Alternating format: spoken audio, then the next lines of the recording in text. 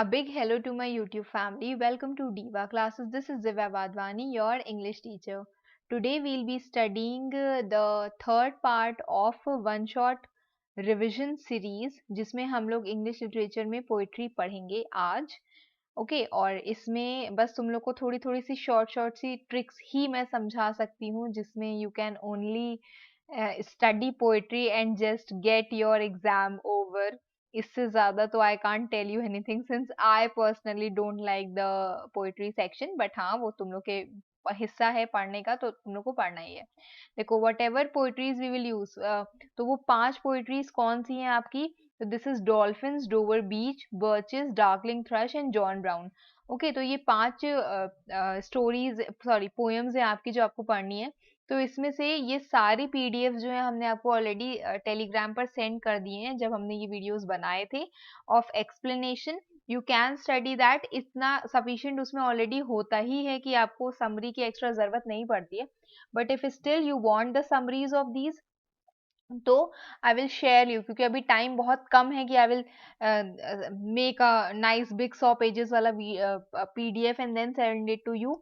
तो I would suggest कि हम आपको एक लिंक्स शेयर करें 2-3 वेबसाइट्स की, 2-3 गुड वेबसाइट्स की. तो उसमें से you can study the part of summary. उसी में ही आपको थीम्स भी मिल जाएंगी जो 2-4 वेबसाइट्स हम हमेशा से सजेस्ट करते हैं अपने बहुत सारे वीडियोस में. तो उन्हीं से related I will send you a few websites. उसी से आप रीड कर लेना अगर आपके पास टाइम बचता है, क्योंकि लैंग्वेज के बाद लिटरेचर में समय नहीं है. तो हो तो you can write it according to yourself. 10 point सबके कितना टाइम लगेगा, 10-10 मिनट लगेगा. तो उसका एक बिग लॉन्ग आंसर प्रिपेयर कर लेना अपने अकॉर्डिंग. और कुछ भी आता है एग्जाम में in poetry section you can right that, क्योंकि वो आपके पोएम से रिलेटेड है ही. ठीक है. सबसे मेन इंपॉर्टेंट चीज है इसमें कि ये जो हिस्सा है, जो सबसे ओपनिंग लाइंस होती हैं दैट आई यूज हेयर, तो उसको you can use in any of your questions. जहां पर जो भी पूछा गया आपको ये स्टार्टिंग लाइंस उसमें लिखनी होती है, specially the 10 marks answer. Okay तो starting we are starting with dolphin. सबसे पहले लिखा हुआ है इसमें द पोएम. क्या ये कहती है. It says world is what you swim in or dance it is simple. Obviously यहाँ पर किसकी बात हो रही है, डॉल्फिन की बात हो रही है. डॉल्फिन्स कह रही हैं कि मतलब वो अपने लेवल पर उनकी खुद की ही ये सारी चीजें बताई गई हैं. यहाँ पर वी कौन है, यहाँ पर ऑब्वियसली वी डॉल्फिन्स के बारे में ही बोला गया है. वो कहती हैं कि वर्ल्ड दुनिया वो है जहां पर आप स्विम करते हो, डांस करते हो, बहुत सिंपल सी चीज है. जहां पर आप रहते हो, आप सरवाइव करते हो, आप हैप्पीली रहते हो. तो हम लोग भी उसी जगह पर हैं. We are also in our element, we are also in water, but हम लोग खुश नहीं है आउटसाइड द वर्ल्ड. खुश नहीं in the sense we are not free, we are imprisoned. क्योंकि अब देखो डॉल्फिन्स वो एक कवर्ड एरिया में रहती हैं. Outside this world you can breathe for long, कि आप इस वर्ल्ड के बाहर ये जो छोटा सा एरिया है इसके बाद you can not breathe for long. This is for dolphins itself, कि इससे अगर आप बाहर निकलोगे तो यू कैन नॉट ब्रीथ. आपने ये चीज देखी होगी, मछलियों को पानी से निकालोगे तो they will die very soon. The other has my shape. एक और कोई एम्बिगियस मतलब सेम डॉल्फिन है जो इन्हीं के जैसी ही है. The others movement forms my thoughts. जैसा मैं सोच रही हूँ उनके भी मूवमेंट्स वैसे ही हैं और उनके मूवमेंट्स मेरे थॉट्स को फॉर्म कर रहे हैं. दोनों का you know great minds think alike, तो दोनों एक जैसा सोच रहे हैं. एंड ऑल्सो माइंड, और मेरे जो मूवमेंट्स हैं वो उसके थॉट्स फॉर्म कर रहे हैं. अगले को देखने से मैं अपने थॉट्स को समझ रही हूँ और मुझे देखने से अगला अपने थॉट समझ रहा है. एक मैन है ऊपर and there are hoops, hula hoops होते हैं ना ऐसे करके गोल से. तो एक मैन है जो हम लोग इंस्ट्रक्टर है और उसके बाद वहां पर हुला हुप्स है जिसको लेकर के हमें अपनी बीक पे रख करके उससे डांस करना है. तो there is constant flowing guilt. Why, because यहाँ पर लिखा गया है कि यहाँ पर ये शो किया गया है दैट पोएट इज गिल्टी कि ह्यूमंस जो है वो कैसे एनिमल्स को ट्रीट करते हैं. ठीक है, तो ये उसी का ये एक्सप्लेनेशन लिखा हुआ है. डू स्टडी दीज छोटा छोटा पॉइंट जो हमने आपको पीडीएफ में दिया है. हो सकता है कि इसमें से कोई एक आध लाइन आ जाए जो आपके रीजन बेस्ड क्वेश्चंस में काम आए. The question could be formed as कि why is there there is a constant flowing guilt. The poet says there is a constant flowing guilt uh, um, sorry, question ऐसे बन सकता है कि in the poem dolphins the poet says there is a constant flowing guilt because, क्यों वो ऐसा कहता है, why, because the poet is guilty of how humans treat the animals. So ये इतना हिस्सा आप इसमें लिख सकते हो. तो you just need to write a nice explanation of that. इससे ज्यादा उसमें कुछ उसका मतलब एक्स्ट्रा उसमें करने की जरूरत नहीं है. सारे चीजों के आंसर्स आपको इसी पीडीएफ में ही मिल जाएंगे. तो ये आपकी हुला हुप्स है, जो आप इसको देख सकते हो. ठीक है. फिर उसके बाद वो कहती है we cannot have we have found no truth in these waters, कि जो भी है वो सब यहाँ पर छल है, कपट है, कुछ भी सच्चाई नहीं है. कोई explanation, no explanation tremble our flesh, मतलब कोई भी रीजन नहीं है कि हम लोग को यहाँ पर इस पूल में क्यों डाला गया है. We were blessed and now we are not blessed. उस समय जब हम लोग अपने नेचुरल वाटर्स में थे, ओशन में थे, तो हम लोग ब्लेस्ड थे. अभी हम लोग ब्लेस्ड नहीं है. After travelling such space for days we begin to translate. और इस छोटे से पूल में बार बार घूम घूम के गोल गोल हमें ये समझ में आया है कि ये वही सेम स्पेस है जहां पर हम लोग ऑलरेडी हैं. It is same space always and above is a man. और सेम स्पेस है वही, और ऊपर एक मैन है. और आप यहाँ पर देख सकते हो कि ये एक इंस्ट्रक्टर टोपी लगा करके, चश्मा लगा करके खड़ा हुआ है. ठीक है. फिर उसके बाद उसमें लिखा है and now we are no longer blessed. और अब हम लोग बहुत ब्लेस्ड नहीं है. क्यों? The question again can be asked in reason based कि why the dolphins in the poem Dolphins, the poet says that dolphins are no longer blessed because, क्यों? क्योंकि जो वर्ल्ड है अब it will not deepen to dream in, वो इतना shallow है. इतना शैलो है मतलब कि वो इतना कम गहरा है कि कोई भी उसकी गहराई में जाकर के कुछ ड्रीम नहीं कर सकता है, एक सपना नहीं सजा सकता है. The other knows and out of love reflects me for myself. जो अदर डॉल्फिन है, टू डॉल्फिन आर देयर, तो एक डॉल्फिन दूसरी डॉल्फिन को रिफ्लेक्ट करती है कि अच्छा जैसा मैं सोचती हूँ वैसे तुम भी सोचते हो. जैसे आपके फ्रेंड्स है, आप उनसे क्यों बात करते हो? क्योंकि आपकी उनसे वाइब मैच करती है. Same thinking, same mentality, same अच्छा सेम बुरा. अच्छा ये वाला क्वेश्चन तुमने पढ़ा है, हमने भी यही वाला क्वेश्चन पढ़ा है. तुमने ये वाला टॉपिक छोड़ दिया है, बहुत डिफिकल्ट था, मैंने भी छोड़ दिया है. ठीक है. This is what we personally use to do. तो वही चीजें हैं. तो ये क्या शो करता है? This shows the mutual understanding या फिर यूनिटी जो इनके बीच में थी. फिर वो कहती, डॉल्फिन्स कहते हैं that we see are silver skin flash by like a memory of somewhere else. हम लोग की जो सिल्वर स्किन है ये से फ्लैश करती है जैसे कि एक मेमोरी हो कहीं और की, जहां हम लोग पहले थे. एक कलर्ड बॉल है. वी हैव टू बैलेंस जब तक कि मैन हैज डिसअपियर्ड. एक कलर्ड बॉल है जिसको हमें अपनी यहाँ पर बीक पर बैलेंस करना है जब तक कि वो जो मैन है वो यहाँ से चला नहीं जाता है. और उनकी जो स्किन है वो सिल्वरी क्यों है? We see are silver skin. Why? Because कि वहां पर जब वो लोग होते हैं तो वहां पर, यहाँ पर तो नेचुरल लाइट्स हो सकती हैं, यहाँ पर हो सकता है उनको वो वाला एरिया भी ना दिखता हो, स्काई एरिया. तो जब नेचुरल लाइट्स उनके ऊपर पड़ती थी वो मून थी, और यहाँ पर हो सकता है आर्टिफिशियल लाइट्स उनके ऊपर पड़ती है. तो वो कह रही है कि we see are silver skin flash like by memory of somewhere else. और ऐसे लगता है कि हम लोग की सिल्वर स्किन ऐसे फ्लैश कर रही है जैसे हम लोग कहीं और का कोई सपना देख रहे हो. कहाँ का सपना? जब we were actually there in our natural environment. उसी की ये वाली फोटोज लिखी है. फिर वो लिखती है the man the moon has disappeared. वो जो मून था उस समय जो पूल में था, वो अब डिसअपियर हो चुका है. We circle well worn groups. हम लोग ऑलरेडी उसी ग्रुप्स में, उसी सर्कल, उसी एरियाज में बार बार गोल गोल घूम रहे हैं. Of water on a single note monotony में, रेगुलर हम लोग गोल गोल वहीं पर ही घूम रहे हैं. Music of loss forever from the others heart which turns my own to stone.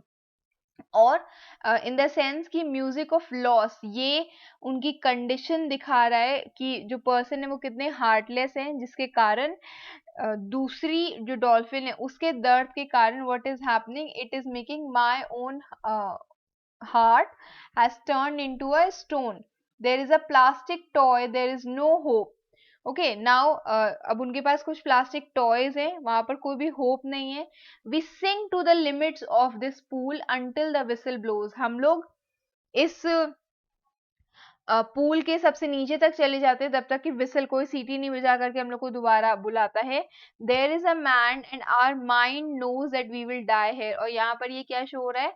This is some sort of despair, hopelessness, जिससे पता चला है कि एक वहां इंसान है और हमें ये पता है कि हम लोग के पास कोई भी होप नहीं है, सिर्फ निराशा है. हमें पता है कि हम यहीं पर ही जिएंगे और यहीं पर ही मर जाएंगे.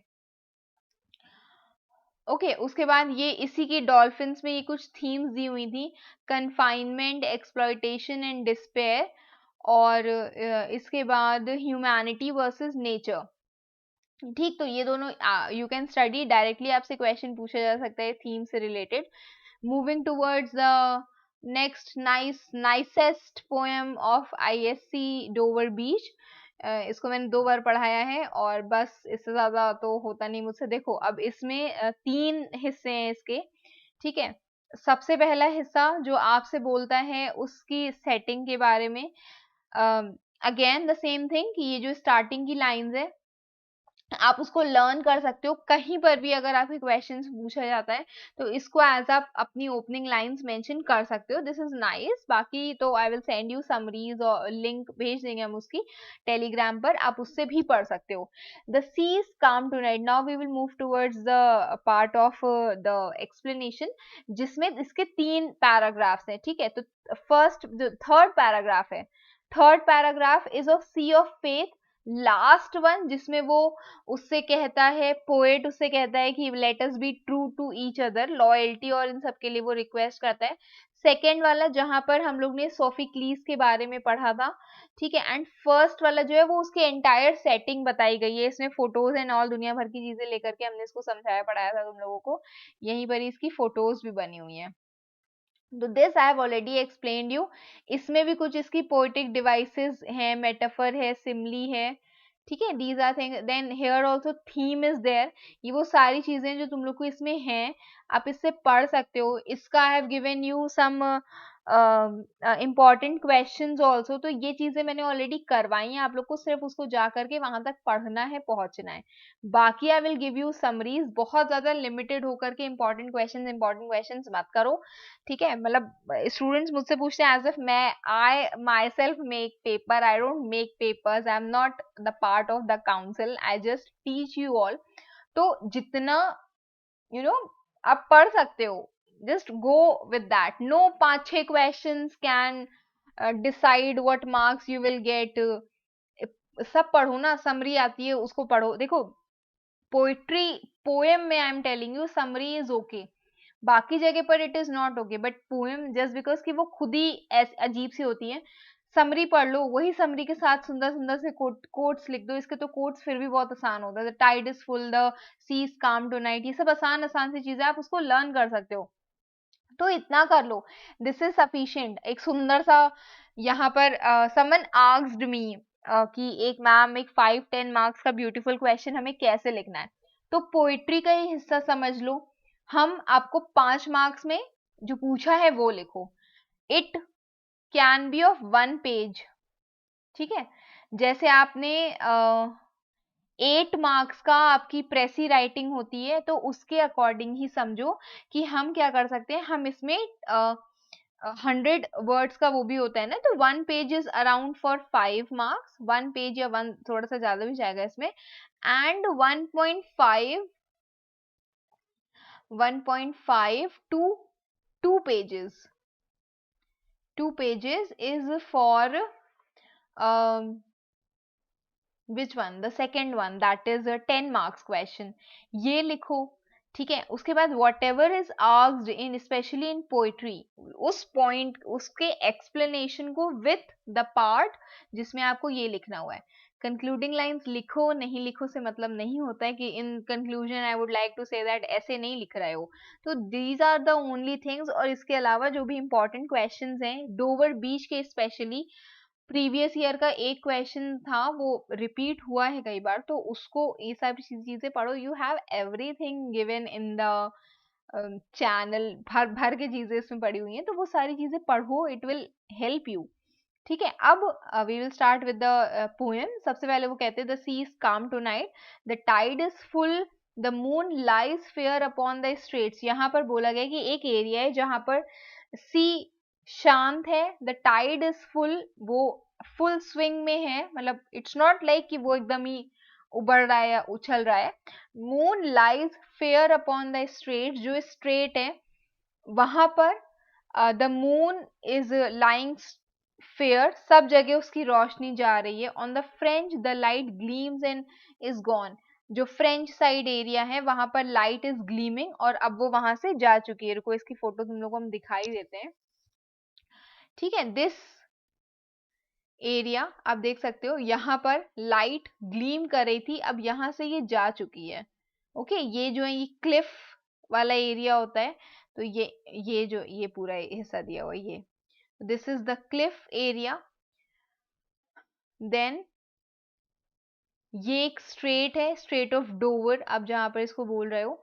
ठीक है, तो इसी के लिए ही बोला गया है कि द क्वेश्चन हियर सेज यहाँ पर that moon lies fair upon the straits, जहां पर मतलब वो नैरो पैसेज ऑफ वाटर जो दो एरियाज को कनेक्ट करता है वाला होता है, तो उसमें मून उन पूरे एरिया पर ऐसे करके अपनी लाइट्स को फैला रहा है। फ्रेंच साइड से जो लाइट्स हैं वो जा चुकी हैं।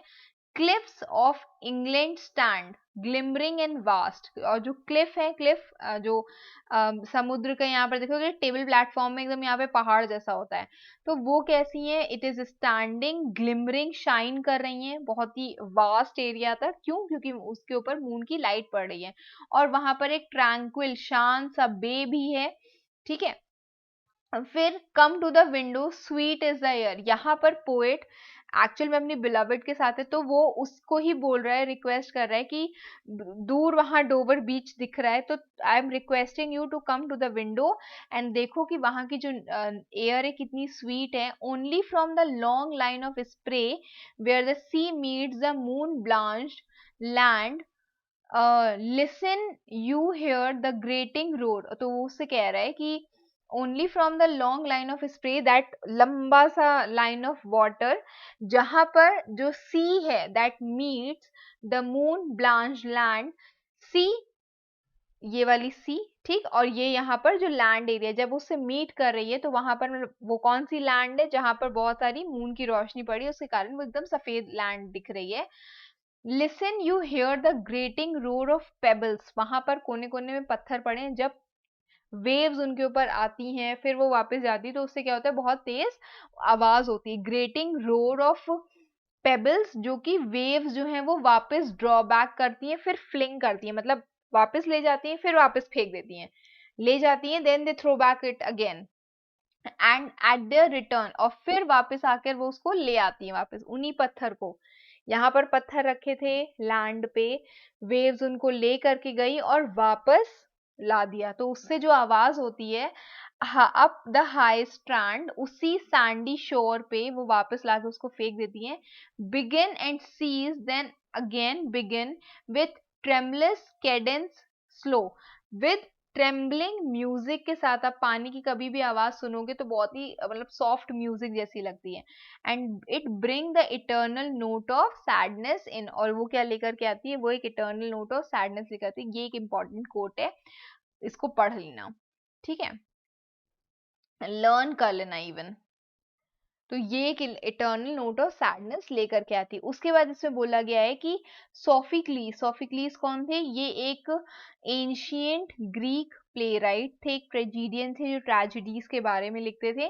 तो he long ago heard on Aegean sea and it brought into his mind the turbid ebb and flow, मतलब मडी आना एंड जाना ऑफ ह्यूमन मिजरी। सोफिक्लीज ने बहुत समय पहले ऐसी ही आवाज सुनी थी ऑफ वाटर, ऑफ वेव्स, और ये उसके दिमाग में आया था कि ये जो मडी वाटर है it is going back coming down, और ये क्या है, ये ह्यूमन मिजरी का पार्ट है। Okay, find also in the sound of thought, hearing it by this distant northern sea. और उसको भी मतलब उन्होंने ये चीज ढूंढी थी, वही सेम चीज I can find a thought, एक साउंड, इस साउंड से मुझे एक थॉट आया है कि जो इस डिस्टेंट नॉर्दर्न सी में हमने सुना है, ये एकदम वैसे ही है जैसे उन्होंने उस समय पर ह्यूमन मिजरी के बारे में सुना होगा, इस उस नदी में जहां पर, सॉरी उस ओशन में जहां से वो आवाज आ रही थी, वो आने, वाटर के आने जाने में उनको ह्यूमन मिजरी की आवाज सुनाई दे रही, ह्यूमन के दुख दर्द पीड़ा सुनाई दे थे, वैसे ही पोएट को यहाँ पर सुनाई दे रहा है। फिर वो कहता है the sea of faith, this is important and this paragraph is also important, usually जो क्वेश्चन है वो यहीं से ही बनकर आता है। तो इसमें लिखा हुआ है the sea of faith, it is a symbol of faith, was once two at the full and round earth shore, मतलब पहले सी जो थी, sea of faith in the sense कि रिलीजन या फेथ या विश्वास जो था वो बहुत ज्यादा था लोगों में, ठीक है, वो पूरे अर्थ के ऊपर कवर्ड था, like the folds of a bright girdle furled. अब सपोज करो कि ये क्या है, ये अर्थ है पूरा, ठीक है, इसी के ऊपर ही यही ले लेते हैं हम, ठीक है, इसी के ऊपर ही जो फेथ है वो कैसे बंधा हुआ है, कैसे बताएं तुम लोगों को हम, इससे बताते हैं। जो फेथ है वो कैसे बंधा हुआ है, दिस इज अर्थ, अर्थ के ऊपर जो फेथ है वो ऐसे करके बंधा हुआ है। ये क्या है, ब्राइट गिर्डल, कमर बंध जो होता है, वेस्ट बैंड हम उसे कह सकते हैं, तो उसके ऊपर ऐसे करके बंधा हुआ है, मतलब ये अर्थ, अर्थ के ऊपर जो फेथ है वो ऐसे करके बंधा हुआ है। बंधा होने का मतलब है कि लोगों के अंदर विश्वास बहुत ज्यादा था, okay, but now I only here, but अब क्या है, मैं सिर्फ लोगों के अंदर सैडनेस सुनता हूँ, समझ में आती है मुझे, it is long withdrawing roar, retreating to the breath, to the breath of night wind. और ये ऐसे अब क्या लगता है मुझे, सिर्फ मेलेंकली सैडनेस लगती है लोगों में, विड्रॉइंग रोर, कोई आवाजें जो सिर्फ वापस जा रही हैं, रिट्रीट कर रही हैं, to the breath of night wind, ऐसे लग रहा है कि नाइट विंड जो है उसको लेकर के जा रही है, उन्हीं विश्वास को लेकर के जा रही है, down the vast edges drear and naked shingles of world. और वहां पर सिर्फ ये जो वेव्स हैं जिसमें ये सी ऑफ फेथ आई, ये वापस जब गई तो रह क्या गया है वहां पर, सिर्फ पेबल्स रह गए हैं, वही चीज वहां पर दी हुई कि स्मॉल राउंड पेबल्स जो है वो सिर्फ वही वहां पर रह गए। फिर वो अपनी बिलवड से रिक्वेस्ट करता है, this is again important, love, let us be true, let us be loyal to each other, to one another, क्योंकि जो वर्ल्ड है जहां पर एक जमाने पे बहुत ज्यादा फेथ हुआ करता था, लोग एक दूसरे पर विश्वास करते थे, अब जो हम लोग के सामने एक लैंड ऑफ ड्रीम्स के जैसा है, it is so various, so beautiful and so new, has really neither Joy, जहां पर अब ना ही खुशी है, ना ही लव है, ना ही लाइट है, ना ही सर्टेनिटी है, इंसान कभी भी किसी को मार दे रहा है या खुद मर जा रहा है, ना ही पीस है, ना ही हेल्प फॉर पेन है, ना ही लोग आकर के सामने से मदद करते हैं, okay, and we are here on this darkling plain, और हम लोग यहाँ पर एक अंधेरे प्लेन में हैं, प्लेन इन द सेंस कि प्लेन एरिया में है, swept with confused alarms of struggle, and we are मतलब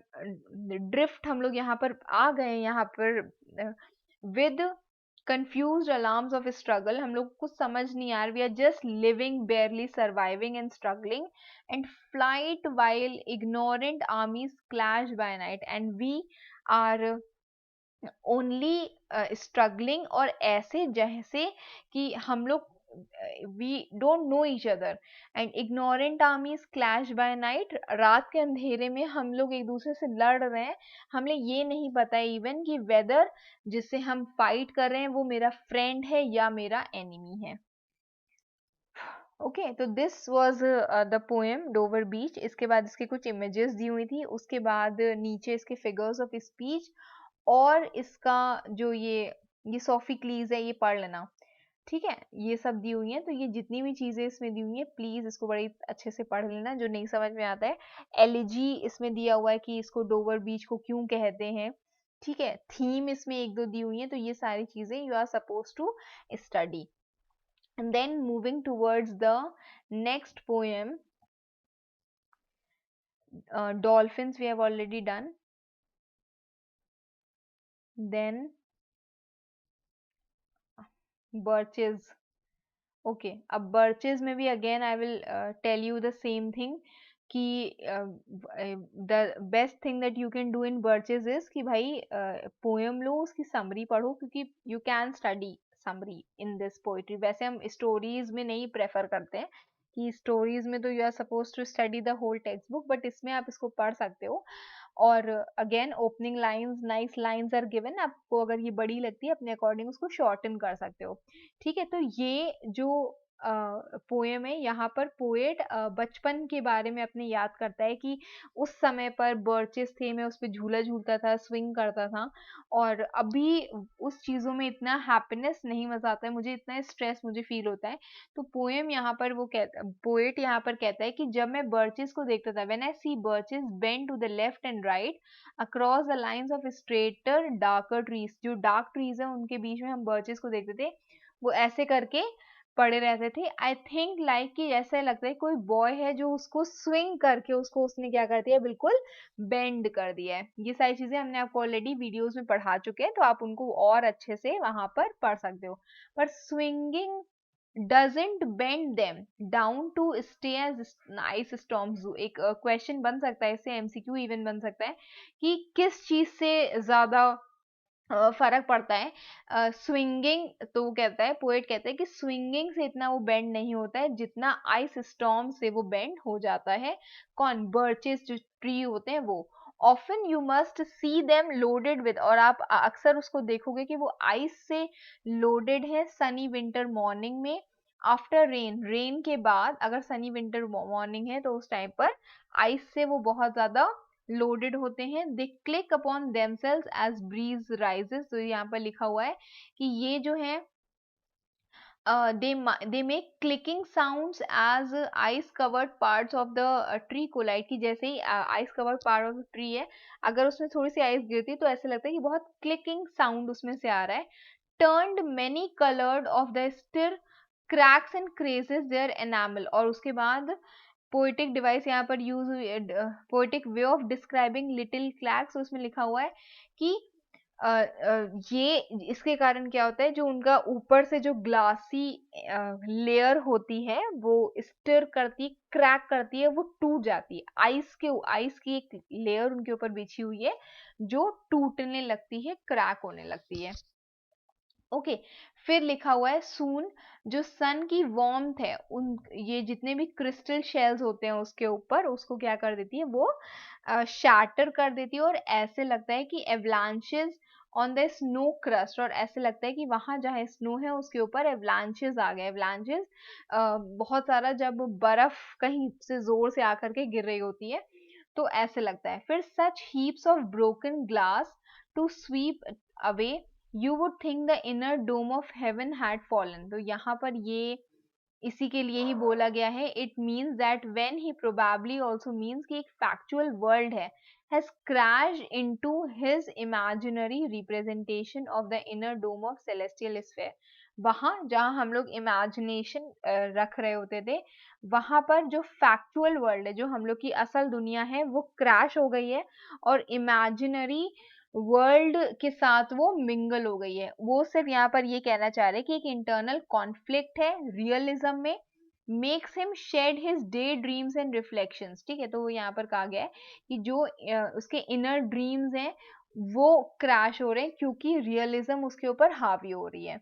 ये जो ट्रीज हैं, they are dragged to the withered bracken of the lode, एक type of plant that grows thickly on the hills and on woods। तो इसमें लिखा हुआ है कि ये जो ट्रीज हैं, बर्चेस हैं, दे आर ड्रैग्ड, उनको वो इतने नीचे तक आ जाते हैं जहां पर ये वाले जो ट्रीज हैं छोटे वाले, ये यहाँ पर हैं, and they seem not to break, वो बेंड हो जाते हैं बट वो इतनी जल्दी टूटते नहीं है। Once they are bowed for so long they never right themselves, एक बार वो नीचे ऐसे करके अगर वो बेंड हो गए तो वापस से वो ऐसे उठ नहीं पाते हैं। So you may see their trunks arching in the woods, और इसीलिए आप उनकी जो ट्रंक्स होती हैं, टी ट्रंक्स, उनको आप ऐसे करके देखोगे कि वो ऐसे करके ही बेंड पड़ी रहती हैं। ठीक है, फिर like girls on hands and knees throw their hair before them over their heads to dry on sun, और ऐसे लगता है जैसे गर्ल अपने ये जो हेयर है, सपोज करो ये ट्री है मेरा बर्चेस, ये बर्चेस है मेरे, ठीक है, ट्री है मेरा, तो हमने इनको ऐसे रखने के बजाय अगर पूरे हेयर खोल करके इसको ऐसे किया हुआ है, बेंड किया हुआ है, आई एम थ्रोइंग, तो इट सीम्स लाइक कि जो बर्चेस है उन्होंने भी अपनी लीव्स, अपनी पूरी जो झाड़ी है ये वाली, इसको ऐसे करके थ्रो किया हुआ है ओवर देयर हैंड्स एंड नीज, ठीक है, बैठे हुए हैं और ऐसे करके वो सिर्फ उसको सुखा रहे हैं, बालों को सुखा रहे हैं, वो ऐसे मतलब उन्होंने यूज किया है, ये सिमिली यूज किया है यहाँ पर।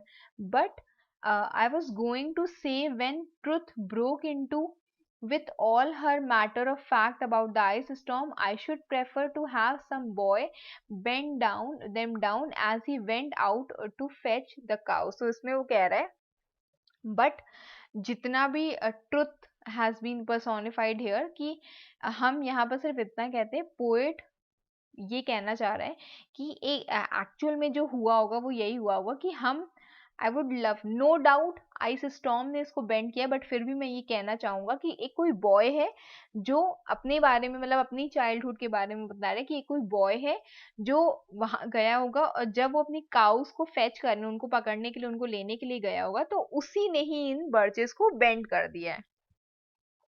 ठीक है, सो कहानी जैसे बस पढ़ा करो, एक समरी पढ़ो इसकी और चिपका देना जाए। Some boy too far from town to learn baseball, कोई boy who was too far from the town कि वो बेसबॉल नहीं सीख पाया, whose only play, वो सिर्फ उसका जो प्ले था घूमने का, फिरने का, या जो भी था उसका, where whatever he could play was either in summer or in winter, he was playing alone, क्योंकि वो अपना खुद का सोर्स ऑफ एंटरटेनमेंट था।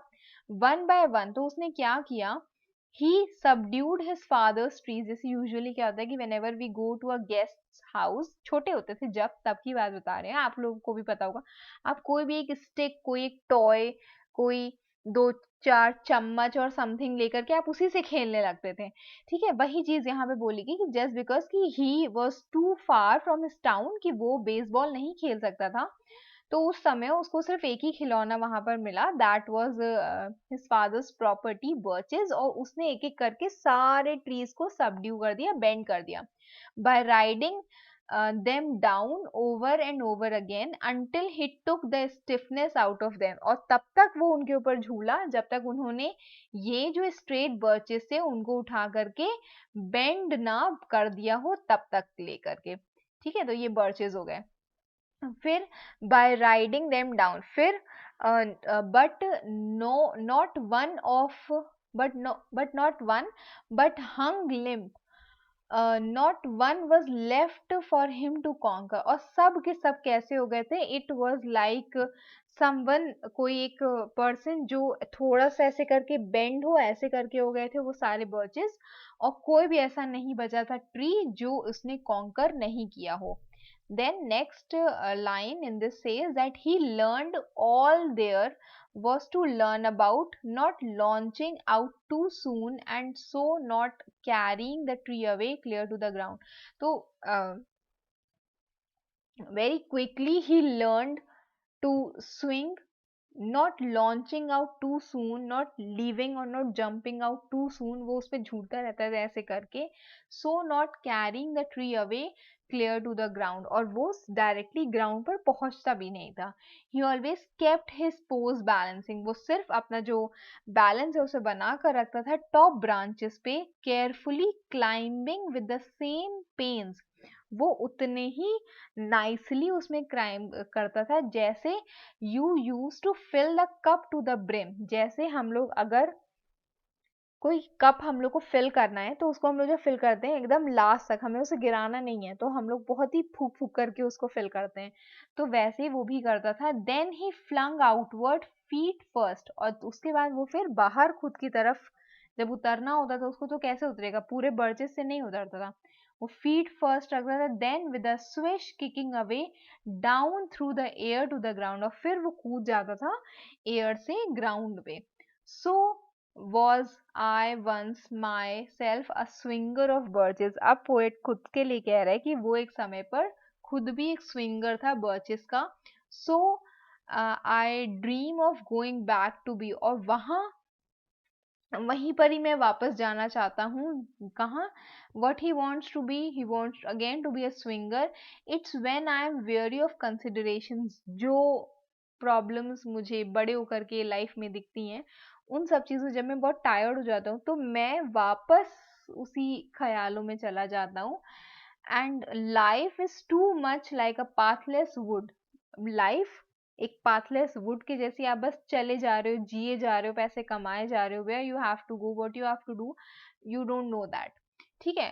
The poet says where you face burns and tickles with the cobwebs broken across and one eye is weeping। इसमें लिखा हुआ है कि जैसे सपोज करो आप जंगल में जा रहे हो और वहां पर मकड़ी के जाले से आपको यहाँ पर कुछ चोट लग गई है, इचिंग हो गई है, आपकी आईज एक वीप कर रही है, तो ऐसा लगता है कि आप एक पाथलेस वुड पे हो, एक पाथलेस जंगल में जा रहे हो, जहां पे you even don't know where you are suppose to go. From a twig having lashed across is open, कि एक वहां पर लकड़ी की डाली जैसे होती है वो थी, जिससे आपको हर्ट हो गया, आपको कट गया फेस पे। I would like to get away from earth a while, और कुछ समय के लिए, वो कहते हैं ना कभी कभी आप बहुत परेशान हो, आपको मन करता है कहीं भाग जाएं, तो वैसे ही वो कह रहा है कि I would like to get away from earth, कुछ समय के लिए मैं अर्थ से थोड़ा दूर जाना चाहता हूँ। Then come back to it, फिर मैं उस पर वापस आऊंगा। And then begin over again, और फिर मैं वापस सारी चीजें स्टार्ट करूंगा। Okay, may no fate, no supernatural powers willfully misunderstand me and half grant what I wish and snatch me away not to return। और वो कह रहा है कि ओ गॉड प्लीज मेरी बातों का हाफ मतलब मत निकालना, जो सुपर नेचुरल पावर्स हैं मुझे मिसअंडरस्टैंड मत करो, ये नहीं कि मेरी मुझे चाहिए वो मुझे हाफ ग्रांट करो। तुम मुझे अर्थ से, अगर ये जो दुनिया है अगर तुम मुझे उससे बाहर ले करके जा रहे हो, तो ये नहीं कि मैं यहीं पर ही पड़ा रहूं, उड़ू मैं वहां पर, चिड़िया बन जाऊं, मैं बर्ड बन जाऊं, मुझे तुम वापस ला करके भी फेंकना। अगर मैं अभी उड़ के जा रहा हूँ बर्चेस से स्विंग करके वहां पर उड़ के जा रहा हूँ दुनिया से बाहर, तो मैं चाहता हूँ मुझे वापस भी भेजो।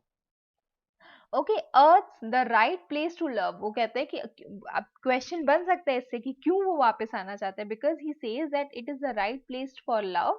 आई don't know where it is likely to go better, और मुझे नहीं पता कि अर्थ से ज्यादा बेटर प्लेस कहाँ है, तो मैं यहीं पर ही रहना चाहता हूँ। I would like to go back climbing a birch tree, एक बर्च ट्री को क्लाइंब करके मैं जाऊंगा वहां। And climb back black branches up, ये एक बार चेक कर लेना, तो climb back branches up to the snow white trunk towards heaven, और उसके बाद उन ब्रांचेस को मैं क्लाइंब करूंगा, so that I can reach where I want to reach, heaven, till the tree could beer no मोर, और उसके बाद ट्री जो वापस नहीं मुझे झेल पाएगा, it will dip its top down और सेट मी डाउन अगेन, और फिर वो वापस मुझे कहाँ पर बेंड करके ले आएगा, अर्थ पर। That would be good both going and coming back, और वो अच्छा रहेगा जाना भी वापस भी आना। One could do worse than be a swinger of birches, और इससे भी ज्यादा बेटर कुछ भी नहीं है। What is to be done as, मतलब इससे द वर्स क्या ही होगा, to be a swinger of birches. Okay, तो दिस इज, ये भी पढ़ लेना, एंड वाली लाइंस इसकी हैं। Then birch is done, then इसके बाद आता है मेरी छोटी सी पोएम डार्कलिंग थ्रश। ओके, तो फिर आती है मेरी darkling thrush. Darkling thrush again the same thing has been given, एक नाइस ओपनिंग लाइंस, आप इसको यूज कर सकते हो। तो इसमें लिखा हुआ है द पोएम पोएट यहाँ पर कहता है कि he leant upon a coppice wooden gate, एक ऐसे करके वुडन गेट पर ही वाज लीनिंग, ठीक है। फिर जहां पर फ्रॉस्ट, और ऐसे वहां पर था जहां पर जो फ्रॉस्ट थी, ऊपर से बर्फ का एरिया उस पर कवर्ड था, and it was looking like कि एक घोस्ट जैसा कुछ एटमॉस्फेयर है। Winter, the last part of the day was, मतलब ऐसे लगा था वहां पर देख करके कि no one is living out of the place, सब अंदर जा चुके हैं। The weakening eye of the day in the sense कि इट इंडिकेट्स कि पोएट जो है वो सनसेट को वहां पर देख रहा था। विंटर का, घना विंटर का समय था, जो अभी इतनी बुरी सी विंटर्स पड़ी थी वैसे ही वाली। द टैंगल्ड बाइन stems covered the sky, tangled बाइन स्टेम्स देखो यहाँ पर दिया हुआ है, that scored the sky, okay, the use of scored suggest कि जितना all the poet sees is destruction, जब भी वो बाइन स्टेम्स को देखता है। the use of बाइन स्टेम्स को यहाँ पर कैसे किया गया, मतलब बाइन स्टेम्स यहाँ पर यूज किए गए हैं। ये मैंने आपको फोटोज में दिखाया होगा इसको, ठीक है। तो वो एक ऐसा लगता है जैसे कि ब्रोकन लायर्स हो, ये भी हमने गिटार जैसा होता है एक म्यूजिकल इंस्ट्रूमेंट, और ऐसे लगता है कि all the mankind that haunted night has sought their household fires, और जितने भी लोग यहाँ पर आसपास रह रहे हैं वो सब अपने घर जा करके अपनी हाउस होल्ड फायर्स जला चुके हैं, यहाँ से वो जा चुके हैं। लैंड के शार्प फीचर्स, एग्जाम्पल्स के तौर पे ये सारे फीचर्स आप लर्न कर सकते हो, जैसे कि सेंचुरी स्कॉर्प आउटलैंड, ऐसे लग रहा था कि वहां पे जो भी हिल्स हैं, टोम्स हैं, ये सारी चीजें मतलब वहां पर ऐसे लग रही थी कि जैसे everything is seen as a dead body there. His script, जो टॉम्ब है एरिया मैंने दिखाया था आपको फोटो में, it was seeming like a covering canopy. Wind जो है ऐसी लग रही थी जैसे कि वो कोई डेथ का सॉन्ग गा रही हो। The ancient pearls of germ and birth, conception and birth, reproduction has shrunken, was shrunken, dry, hard and dry, ऐसे लग रहा था कि अब there will be no further population growing, every spirit upon earth उस समय पर ऐसी लग रही थी कि depressed and there is no zeal, ठीक है। फिर एट वंस एक वॉइस उसी समय पर, मतलब जो फर्स्ट टू पैराग्राफ्स आप देखोगे कितने डिप्रेस्ड, निराशा भरे हैं। तो उसके बाद वहां पर बहुत आसान सी पोएम लगती है मुझे, उसमें लिखा हुआ है कि सडनली उन्हीं ट्विग्स में से, उन्हीं झाड़ियों में से एक आवाज, एक फुल हार्टेड इवन सॉन्ग, एक बर्ड जो है वो गा रही थी, ऑफ जॉय इनलिमिटेड, ठीक है। ये इंपॉर्टेंट लाइन है, आप इसको पढ़ सकते हो, इजी भी है, कि एक full hearted even evening song of joy illimited, limitless, एक बर्ड गा रही थी, एक aged thrush, frail, gaunt, thin and small, बहुत ही छोटी सी बर्ड थी वो उसको गा रही थी। In blast beruffled plumes, मतलब उसके जो फेदर्स थे वो एकदम ही झड़े हुए थे, जैसे कोई बर्ड हो अपने पूरे फेदर्स ऐसे करके झाड़ दे, वो ऐसे करके उसने किए हुए थे। बी रफल्ड मतलब बहुत ही ज्यादा डिसअरेंज्ड फेदर्स थे उसके। And she, the bird has chosen to fling his soul, to sing his, यहाँ पर उस बर्ड के लिए ही यूज किया गया है, अपॉन द ग्रोइंग ग्लूम, और उस समय उतनी ग्लूमी एनवायरमेंट में उस चिड़िया को सॉन्ग गाने की पता नहीं क्या पड़ी हुई थी। सो लिटिल कॉज फॉर कैरलिंग्स, मतलब ऐसा कोई रीजन भी उसको हमको आसपास नहीं दिखा कि वो इतना जॉयस सॉन्ग गा रही हो। Of such joyful sound was written on terrestrial things, की अर्थली साउंड थे, मतलब अर्थली, अर्थ पे लिखा हुआ वो सॉन्ग ऐसे लग रहा था। अफार एंड नियर एंड, कुछ भी ऐसा हैप्पीनेस नहीं थी जो बहुत पास, बहुत दूर हो अर्थ पे। And I could think there trembled through his happy good night air, और मुझे उसके ये जो सॉन्ग है उसको सुन के ऐसा लग रहा था कि कोई ब्लेस्ड होप है जिसका उसको पता है और मुझे पता नहीं है। तो these are the few themes जिसका explanation again I will send you in the link part जो हम टेलीग्राम पर भेज देंगे, ठीक है। then comes the last poem, that is John Brown. uh, तो John Brown says again opening दी हुई है, horrors of war and false sense of bravado इसमें शो किया गया है. पोएम सेज कि John Brown went off for war to fight on a foreign shore and उसकी जो मदर थी she was proud of him. He stood straight, जब वो जा रहा था he stood straight and tall, अपनी यूनिफॉर्म में वो पहना हुआ था वो, तो he was going. His mother's face broke out all in grin, वो एक बड़ी सी स्माइल दे रही थी उनकी mother, because she was so proud कि उनका सन जो है वो सोल्जर बना हुआ है. Oh son you look so fine, I am so glad you son of mine. तो वो उसकी मदर कहती है कि ओ सन तुम बहुत अच्छे लग रहे हो, मैं बहुत खुश हूँ कि तुम मेरे बेटे हो. You make me proud to know कि तुम एक गन को होल्ड करोगे. तुम मतलब देखो ये अच्छी चीजें, कंट्रास्ट देखना इस क्वेश्चन, इस पोएम में जो इम्पोर्टेंट है वो आपका कंट्रास्ट ही है. मदर जिसको चीजें बहुत प्राउड लग रही थी, लेटर सन जो अपनी सारे प्रॉब्लम्स बताता है कि भाई वो मेटल्स, वो बस एक futility of war, uselessness of war को यहाँ पर दिखाया गया है. तो मदर कहती है तुम मुझे प्राउड करते हो जब मुझे पता चलता है यू होल्ड दिस गन, जब तुम what ever you will do, you will do whatever the captain says, you will have lots of medals you will get and we will put them on the wall जब तुम वापस आओगे. उसके बाद as that old train pulled out John's माँ began to shout. जैसे ही वो जो ट्रेन है वो गई, उनकी मदर जोर जोर से शाउट करने लगी, so that she can tell everyone कि ये मेरा सन है who is about to go out, he is a soldier now, you know. She made well sure कि जितने भी नेबर्स हैं वो उसकी बातें सुन सकें. उसके बाद कुछ समय बाद she got a letter once in a while and her face broke into a smile. और उसके बाद उसको बहुत समय बाद लेटर्स मिले और उसमें again she was smiling as she showed them to the people from the next door.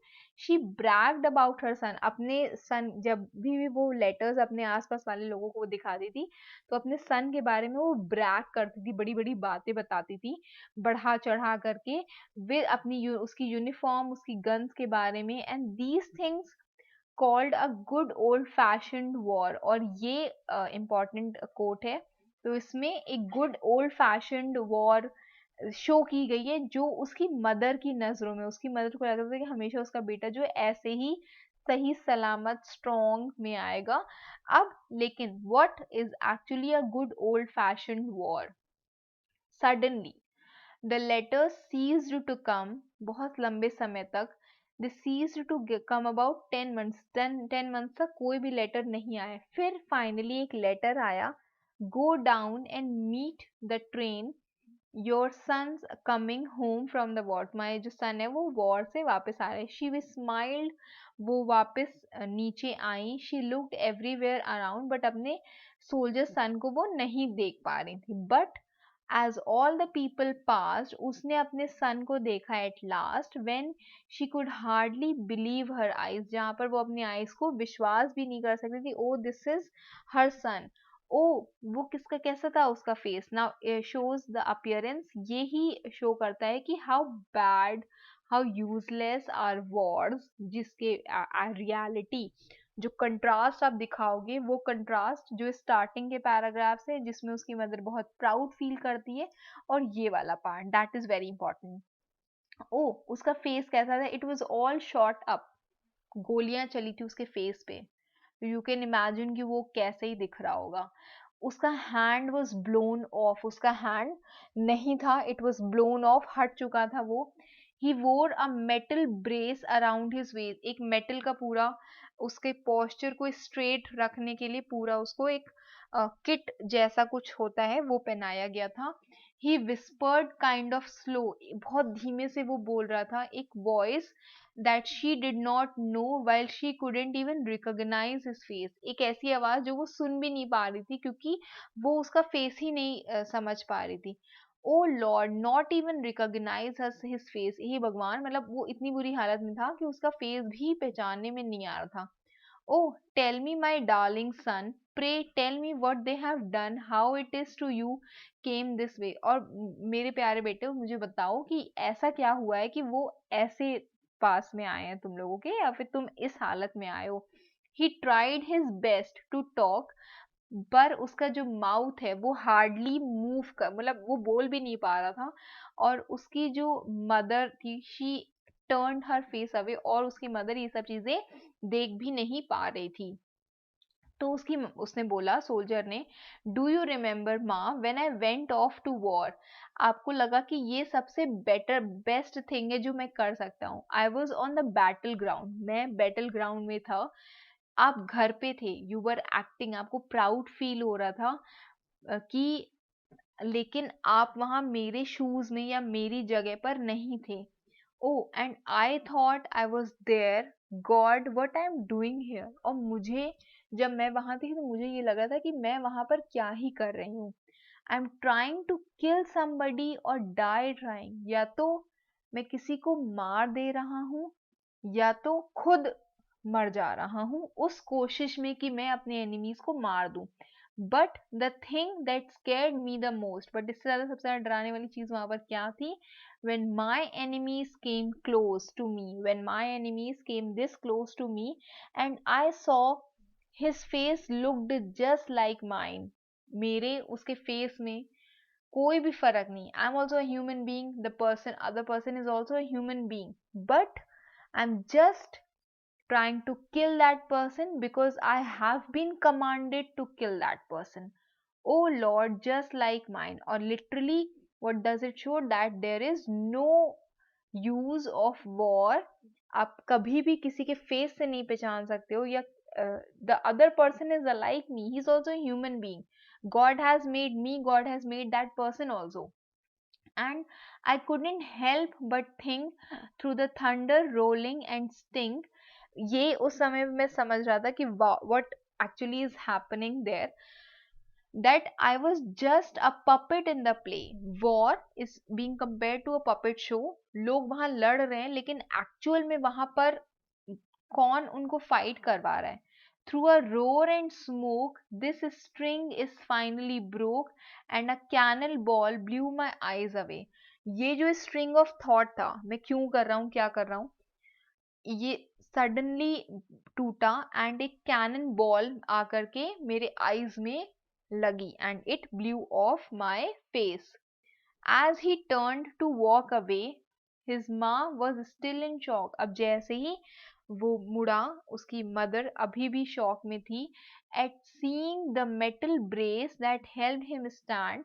But as he turned to go, he called his mother close and he dropped his medals down into her hand.